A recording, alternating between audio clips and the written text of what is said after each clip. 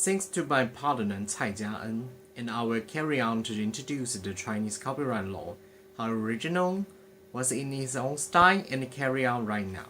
Let's take a look at the timeline here.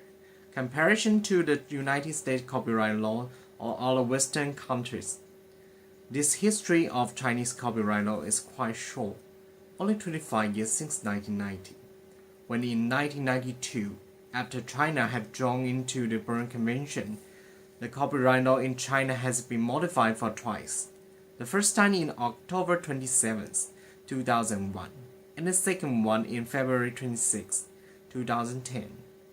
Now they are preparing there will be the third amendment in 2012. However, it comes only in draft and not implemented this draft yet. The biggest influence of the moral right that is the design to use the right of attribution to replace the right of revision. No matter how they modify the act, there's only one purpose to make their law, in order to bombing the culture and technology under Association Watch. They put these principles significantly this under Article 1, which soon it could be the Chinese own style of moral right. In this page, I'll study compare it to the Chinese own style moral rights with standard set of Western mainstream and Berne Convention.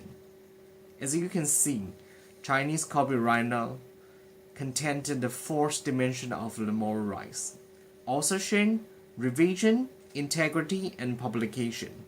Authorship, integrity, and publication will renew the new laws.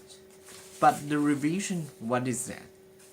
As we know about, there is no revisions in Western style moral rights as familiar, especially under public service purpose of sovereign doctrine. This nation allowed the author to modify his work to authorize others to instead of him as long as for serve the sufficient. Furthermore, there's no attribution and winter ideas in Chinese copyright law either. We guess the right of integrity should cover this.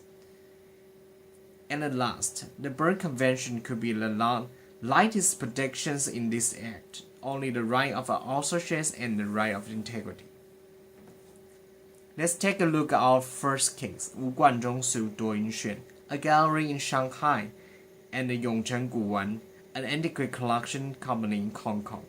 I'll introduce this case to elaborate what's the difference between the right of revision and attribution under the China copyright law. In the beginning, the plaintiff, Wu Guanzhong, is a famous painter with a very high reputation in China art market, and the defendants Do Yunxuan and Yongchen Guwan both are the art-trained companies. They both co-host the Caution of Chinese Temporary Calligraphy and Painting in August 1993. This art was provided by Do Yunxuan. After these auctions, they published the paintings into the picture album and sent to all its uniques. In the same time, the plaintiff was noticed someone find out a painting in auction that titled The Portrait Mao is falsely attributed to him. However, the plaintiff already announced this wasn't his painting. The plaintiff sued for an injunction for the sale, apologies, and larger monetary damages. Therefore, the court considered that the defendant sought a forged painting was a direct infringement of the plaintiff's attribution right. It leads to the plaintiff win the case. In the end of my portions, I will leave the rest to my partner Cai Yushan.